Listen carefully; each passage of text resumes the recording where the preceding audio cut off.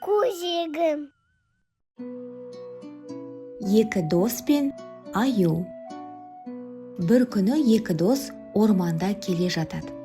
Кенеттен алдарынан бір аю шыға келеді. Сол кезде біреуі қаша жөнеледі, екіншісі талға өрмелеп жасырынып қалады. Қашқан жігіт ортада қалып кетеді. Алайда не істерін білмей тұрғанда, өлген адам сияқты жерге етпетімен жата қалсам, бәлкім құтылып кетермін, деп жерге жата қалады. Аю келіп оны иіскелей бастағанда, демін жұтып, дем алмай жатады. Аю кеткен соң талға өрмелеп кеткен досы төмен түсіп, досының қасына келіп күліп: «Айт шал, аю сенің құлағына не деп сыбырлады?» Сонда досына қауіп қатер төніп тұрғанда қашып кеткен адамдардан сақтану керегін айтты, деп досы айтады.